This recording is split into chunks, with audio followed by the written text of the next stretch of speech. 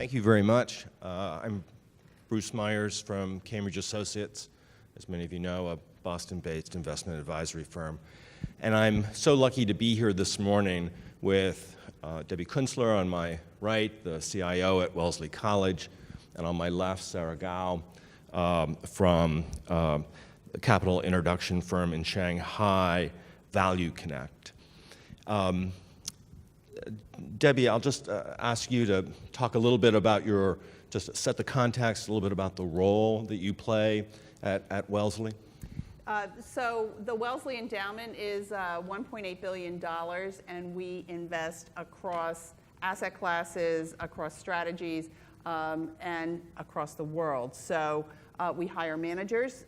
We manage very little in-house, and it's a team of 9 investment and operations people that run the endowment. Great.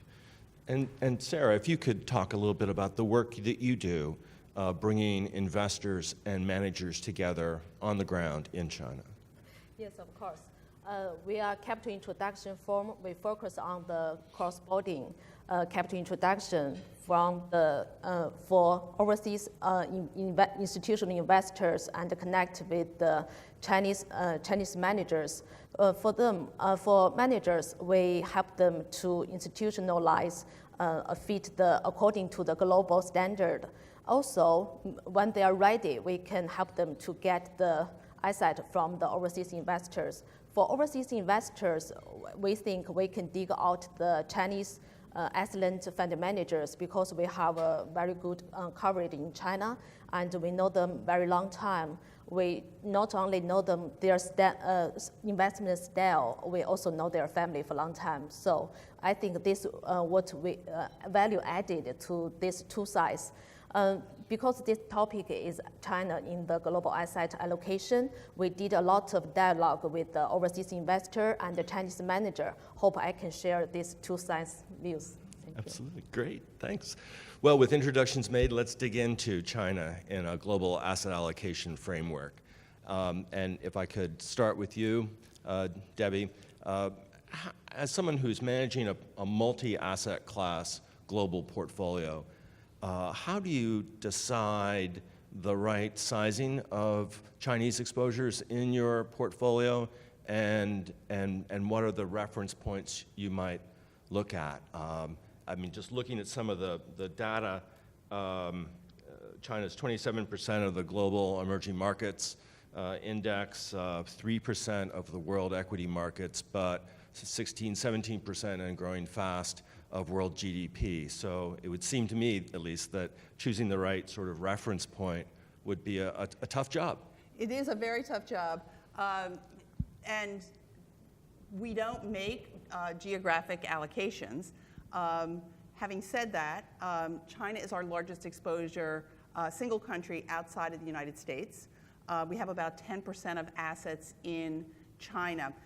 For our long-only equity managers, it's 2 global emerging market managers.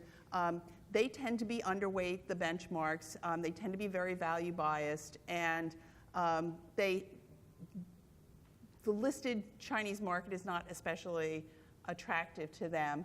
The bulk of our exposure is in early stage and growth stage venture capital in China, and that's a big, we talk about it a lot with our investment committee in-house. It's hard to hedge. We don't really know when we will get return of capital. We don't really have a great understanding of all of the underlying risk factors. We're exposed to the most attractive parts of the Chinese economy, though, and over the 17 years that we've been invested in China, we've really been richly rewarded. Now, I say that, endpoints matter. We haven't had a lot of realizations out of the venture portfolio in a while, so a lot of that is markup, and with venture, you don't really count your dollars until the manager distributes back to you. So, but we also have timber exposure in China through an international timber fund. We don't do any kind of real estate. And I will say that our distressed debt managers and our credit hedge fund managers are anticipating, but have not yet deployed a lot of capital in China as there's a credit cycle there. So the risk for us is being at 10%, we feel like that's really a pretty healthy exposure, but the risk is that it's going to go higher before it goes lower as the distressed managers move in. Great, thank you. Sara, if you could talk a little bit about, in the work that you do, what kinds of investors are the managers in China seeking out? And for that matter, what are the kinds of managers in China that the investors that you work with are looking to hire? Yeah. 3 weeks ago, we took a fund manager we present on a 2 weeks roadshow. Some feedbacks from the institutional investors is different. In my thinking, I divide them into short-term investor and long-term investor. For short-term investor, including just like fund of funds or some family office, they are more neutral or passive to the China's asset allocation. But for the long-term investors, just like some endowments and pension funds, sovereign funds, they are more active to the Chinese opportunities they are looking for. And I think maybe for the short-term investor, they are more performance-driven and with a high requirement for the liquidity. For the long-term investors, they have a willing to sacrifice some liquidity to get a higher return, and they approach more maybe equity oriented. So just like maybe Canada Pension Plan Investment Board, CPPIB, they have a very big office in Hong Kong, and their PE Asia team built up their Asia PE portfolio from maybe $9 billion to now maybe 11. So there is a big increase. So for the investors, we have this kind of a feedback. In terms of the geography of the investor feedback is also different.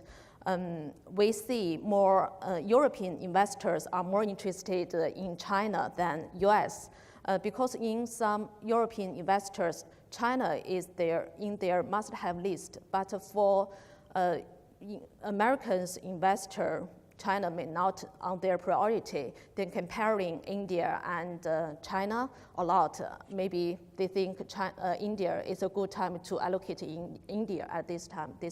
We get feedback. Yeah. Great. Continuing on with at the manager level for a bit, Debbie, you mentioned at the beginning that you had some long-only exposure, but I think you said a pretty significant amount was in the private portion of your portfolio, and I was just wondering if you could expand on that a little bit, maybe talk about the rough cut, the amount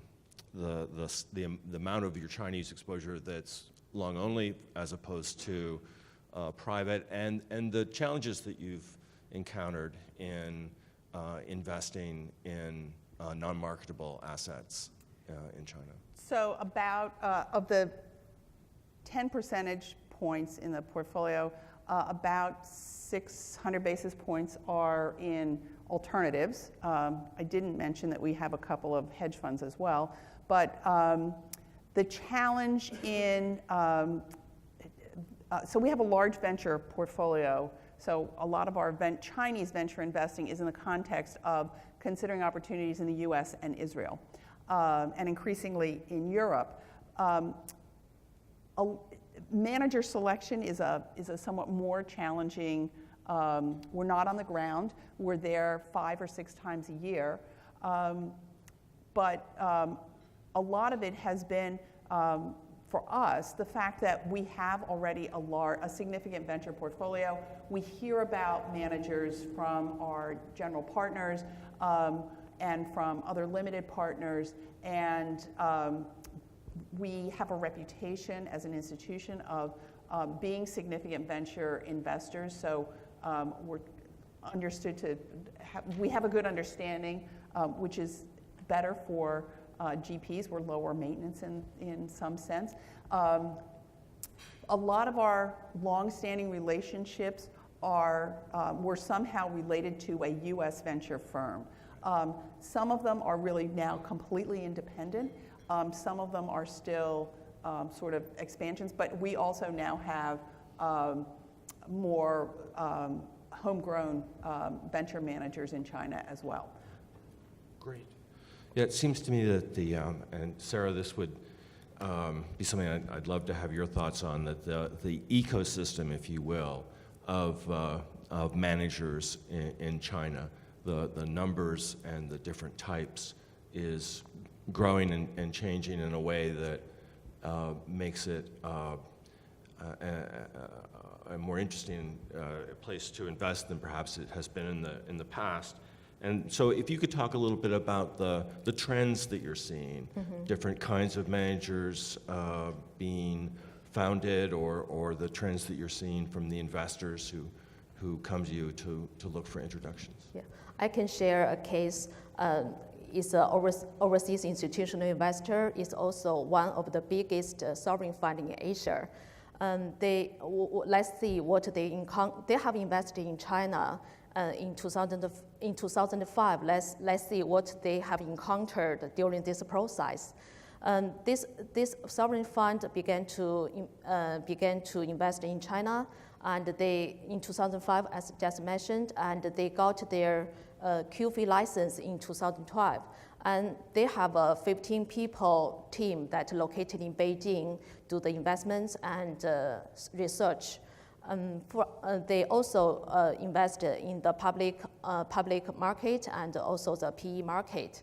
For them, when they do the first public market investment, they initially work with the local big mutual funds. They allocate this asset to them, and they just focus on the big names. They have the very big AUM, but after 3 or 5 years, they rebalance this asset. They began, firstly, they decreased the size, and they began to do the investment by themselves.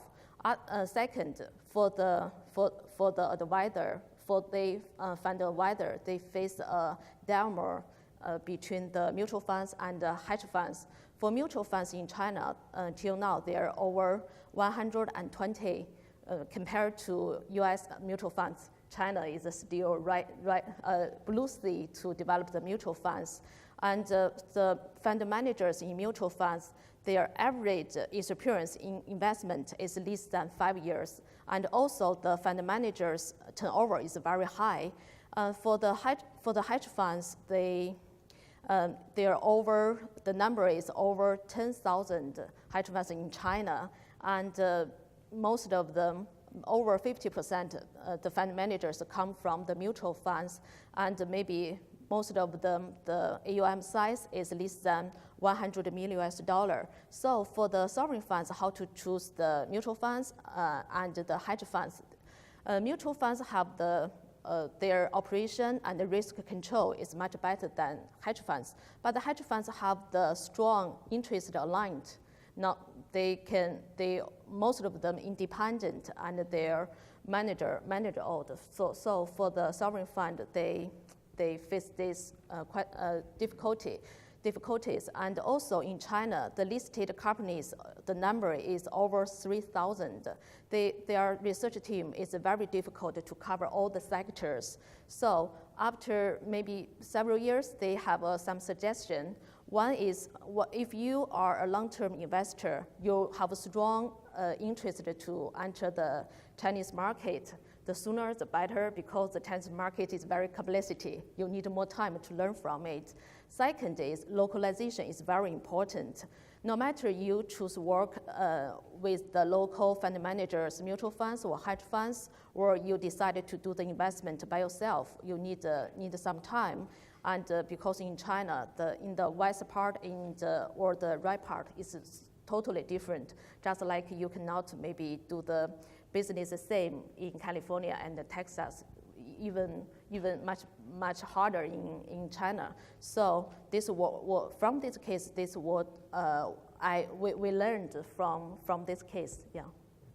Great, thank you. Debbie, we're all, I think, searching for return in a low return environment. Beta is readily available, but not necessarily a path to rewards. So as you look for alpha, as you look for excess return in order to meet the needs of your institution, thoughts that you might have about the opportunity set in China and the role it plays in so one doing reason, that? I mean, China has long-term growth opportunities, but I think our real reason for having such a large allocation is the alpha opportunity in China is greater than in other markets. It's a huge economy. It's a developing economy. It is still not a very efficient capital market. So, why did our timber manager buy timberland in China? Because a lot of Western techniques for forest management have not yet been exported into China. One of our hedge fund managers is a low net, long short fund, has the best record of any of our long short managers. And it is because the market is inefficient. I would generalize to say that the thing that is common among most of our public and private managers is a real reliance on deep fundamental analysis. So a lot of our managers have folks who were born and raised in China, studied in the US, managed money in the US, and then are importing Western investment techniques into China, really to very large advantage because the markets are not so efficient. But it's 3,000 names. It's not an inefficient market with, if you think about Brazil, where the vast majority of trading volume is in 100 names. That's not true in China. So your ability to be both long and short, both excellent and lousy names, is much greater in China than it is I think, than in any other market. Thank you. That's very helpful. I actually, before we throw it open to questions from the group, I have a couple of questions of my own that popped up hearing you talk. Sara, you had mentioned the complexity of the Chinese market, and I wondered if you would comment on the greatest obstacle that investors coming to China looking for good managers face in trying to understand the managers on the ground in China, or for that matter, the greatest obstacles that the managers face in being able to present themselves to investors in North America. Yes, this is still on the early stage for Chinese managers get more opportunity to represent in the overseas investors. But in the recent years, we see more and more fund managers. They have show up in front of the overseas investors, just like Greenwood, Spring Capital, and some NCC. A lot of the fund managers, they educate maybe also in America, and they do investment in China. They have the same mindset between the overseas investor, and in China. I also add something for this panel. We see some new trend that we see more for the overseas investors. The channels for enter Chinese equity market, Chinese market is becoming widened. From besides the traditional QFII license, in 2015, just like Shanghai Hong Kong Stock Connect and Shenzhen Hong Kong Connect, is more convenient for the overseas investors to do the investment in China. Also, there is a new sign, and some Western asset management firms, they're opening their onshore asset management subsidiaries in China, just like we call this WFI, wholly owned foreign enterprise. Fidelity just got this license early this January, and we know a lot of the we also know a lot of the companies also doing the same thing in the pipeline. Also, Fidelity launched their first bond product early this May. This is also another signal for the overseas investors. They can more convenient and low cost to enter Chinese market. Another sign or another good news we can share is for the overseas investors, you not only invest in equity market. Recently, Chinese government opened the bond market to overseas investors. We call them Bond Connect through Hong Kong market. So for some overseas investors having the expense obligation, maybe this another low cost and attractive place for the overseas investor to consider. Because in China, the 10-year Treasury bond return is almost 3.6%. It's much higher than 10 years American Treasury bond, yeah. Great, thank you. And just one for you, Debbie. Having managed a global portfolio, you're an old hand at riding herd on a variety of different currency exposures that might flow through from having a global portfolio. As the RMB becomes a more important currency, it becomes more commonly used as one of the world's reserve currencies, as the Chinese market gets bigger, I'd be interested to know what you're doing, not just in China, but sort of about currency hedging generally, to the extent you're willing to share it, and particularly, is currency hedging with respect to the Chinese position something that you're doing or you're looking at? Or So I've managed global portfolios now for a long time. I will say that probably the largest single source of remorse in any global portfolio is the currency decision. To hedge, to not hedge, no matter what approach you take, you're going to at some point feel like you're not on the right side of that decision.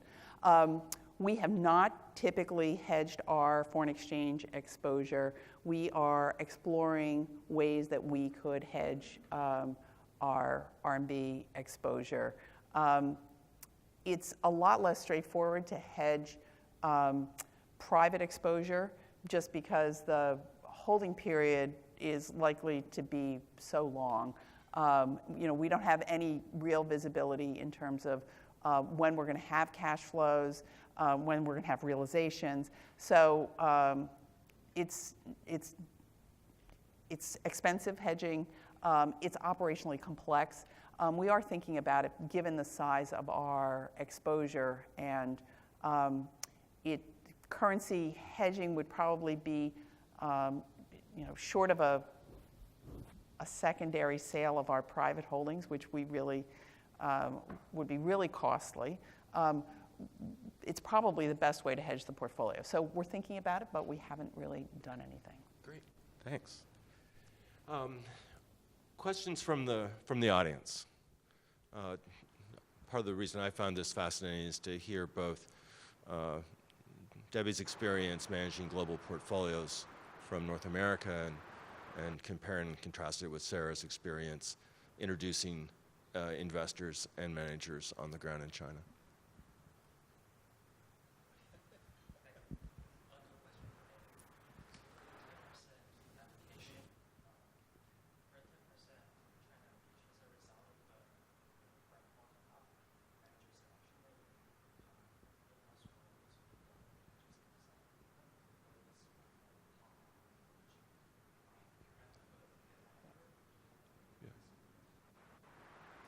So I think the question is, how did our 10% allocation come about as a result of a top-down allocation or bottom-up manager selection? And I will tell you, it's not a top-down allocation. As we think about, are we comfortable with that, we do think about the sort of macro growth opportunities in China, our exposure within the Chinese economy, the alpha opportunities. And the other driver of our large allocation is the strong performance of our existing private exposure. So, your private exposure grows over time. It has a on-paper return. You can't really rebalance away from that. You have to wait for a realization. So that has been part of the driver of the exposure. There's a question at the back, and did you have a question? Okay. I'll share my mic if someone needs it.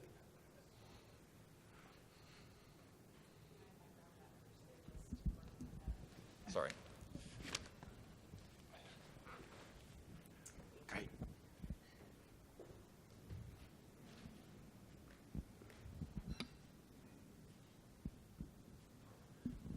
I have a question about your portfolio in private equity and venture capital and the valuations. Are these based on A shares or H shares? And how do you deal with the disparity in those markets when you think about likely realizations and managing cash flows? So the valuation of private equity is, I hope there's no one here from our auditors. It is more of an art than a science. The lockup period for IPOs in China is long, usually a year and sometimes more. So we do hold some private shares in those portfolios. It's the convention of most VC managers to hold anything that is a public holding is generally held at a discount because the exiting venture capitalists own such a large share that it would depress the market to sell it quickly. And then there's a range of other valuation techniques. For early stage venture, that's usually valued quite conservatively at cost until there's a subsequent funding round. And in some cases, we have managers who even after a subsequent funding round will hold the whole position at a discount to the last round. So the whole exposure is a lot less volatile than holding A shares or H shares because it doesn't really track the public market. And a lot of our exposures are in sectors that are not well represented in the stock market. So one of the attractions of being in the private part of the Chinese market is we have exposure to education, quite a lot of both healthcare services and more recently drug development, and there's really scarcely any listed drug development companies in China. So it's a range where in many cases it would be hard for a manager to even point to comparables in the public markets. And even on the consumer side, a lot of it is disruptive technology. So hard to point to a valuation baseline in the public market. Was there a question at the middle table? Yep. Hi, Debbie. So my question is, it's one question, but it's a little long. So when it comes to finding managers in China, or I would say in that region, do you have a preference in terms of going through large US or European managers who have offices there? Or do you have a preference towards local shops? And if you're looking for local managers, how do you find them? Do you use a consultant and all that?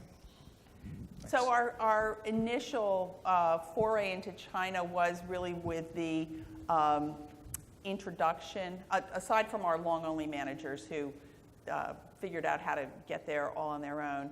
But on the private side, it was a US-based firm that said either we're going to open a Chinese office and either raise a dedicated China fund or put the China exposure into a more globally based strategy. In some cases, they said, these are folks that we're partnering with, and so a lot of the LPs of the original funds invested with those managers. But over time, what has happened is that there's been specialization. So it's rare now that a U.S. Early stage or multi-stage fund will hold a lot of exposure in China. It's mostly the China office and with their own funds.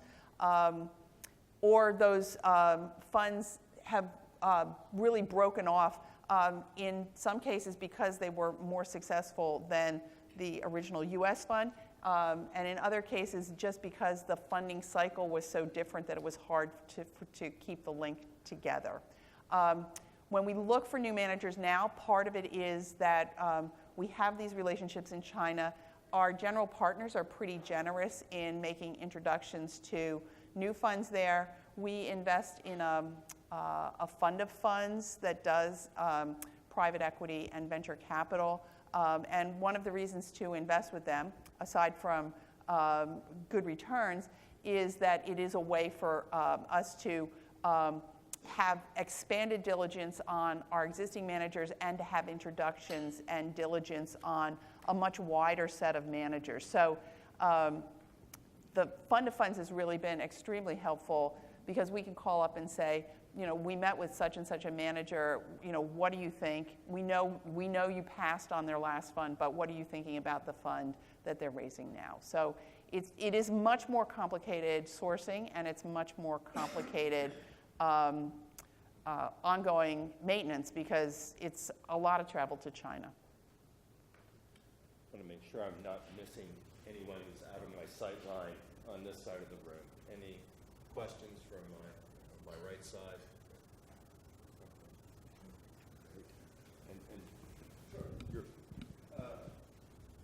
I wanted to ask you, Sarah, about the government intervention in the market. We used to talk in the U.S. about the Greenspan put, and of course we've had massive quantitative easing. But following the stock market crash in, I think, the summer of 2015, there was very large intervention, both directly and indirectly, by various government entities. And I'm just wondering whether you think the market has cleared and whether you think there might be some sort of implicit put, much as the way we had in the Greenspan years on the A-share market. First, I'm not an expert in investment, but after the equity crash in 2005, we see a trend for the Chinese institutional investors. They speed up their asset allocation globally. Maybe in that year, RMB also have a big depression. So this trend is just the speed up, and the Chinese institutional investors want to diversify their risk. Yes, this is what I see.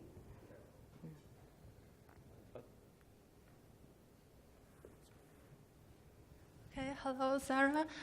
Just as you mentioned before, like the bond connected is coming soon, but we all know that the Chinese fixed income market is still not mature, especially in the categories of products is much less than the US. So how do you think the bond connected will promote the Chinese fixed income market, and how will it change the trend that the foreign investors to invest in China and their capital allocation?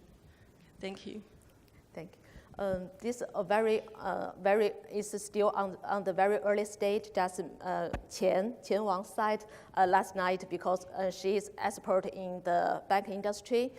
For the local banks, they just started to test the system. It's still not practical. Maybe in the future.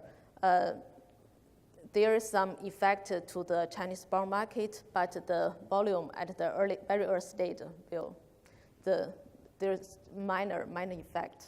What I said, right? Other questions?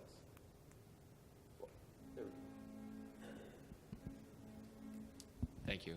Hi, Debbie. I was curious, when you look across and talk to some of your peers in endowments and foundations, do you think your 10% allocation to China is similar to others, ahead, behind? And then I'm curious, with such a large allocation, do you find that you need somebody that's dedicated to covering China, or do you still have more of a discipline as far as privates, liquids, alts, et cetera?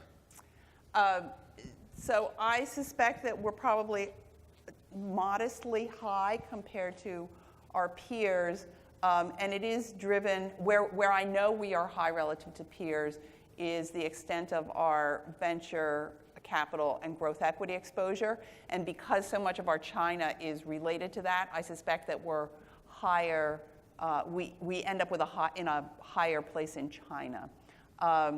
So we don't usually compare geographic exposure in peer data very often. So it's just a guess. The office is, we're generalists, investment people, operations people. So I don't do operations. That would really be a pretty terrible idea. But because we're looking across a large investable universe of really any asset class, any geography, any strategy, we have found that too much, and we're not a huge office, but too much specialization makes it really hard for somebody to say, gee, should we be redeeming from a frontier equity manager and putting the money into U.S. real estate? That's very hard to say unless you have some sense of what's going on across the whole portfolio. So we follow a generalist model. We try and ensure that those trips to China are not dominated by one person or another over the course of a year. So it is pretty much the case that you can always say in my office, somebody has either just come back from China or is just about to go to China.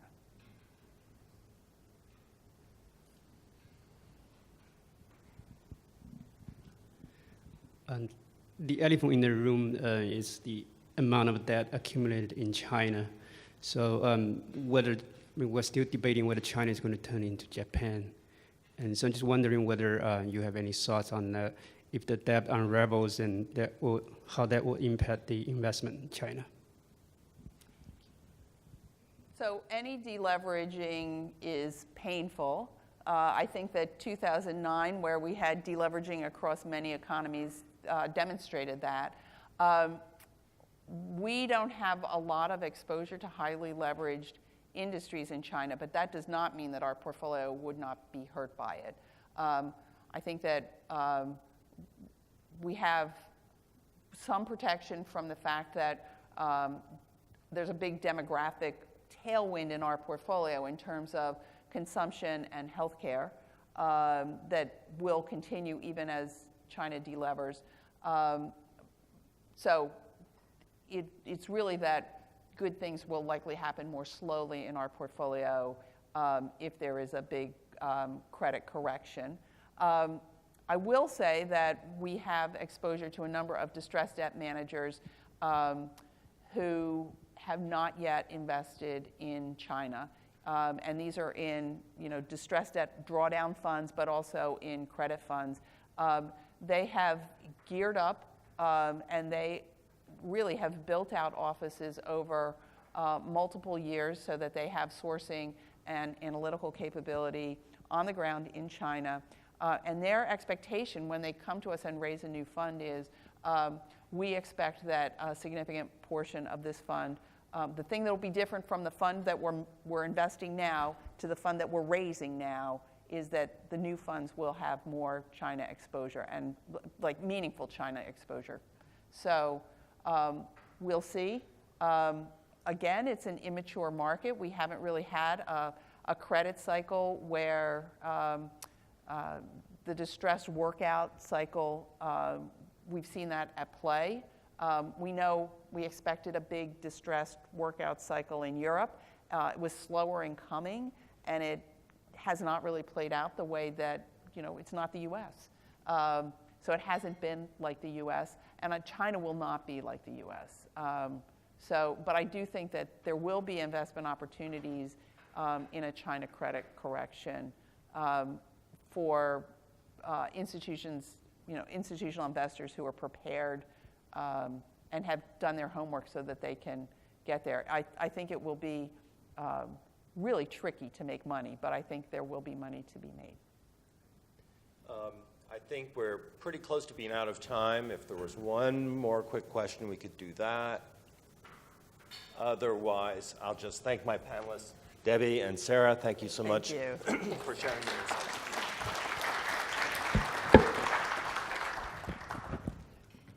Bruce Meyers, Managing Director at Cambridge Associates. And at the moment, he's in charge of their Toronto office, having opened it and expanding their presence in China. Prior to that, he was instrumental in the growth of the firm's chief outsourced CIO practice. And those are just two in a long list of contributions to Cambridge Associates. Bruce, I want to make sure you were introduced as well. So we'll take a short break and then reconvene and talk about equities.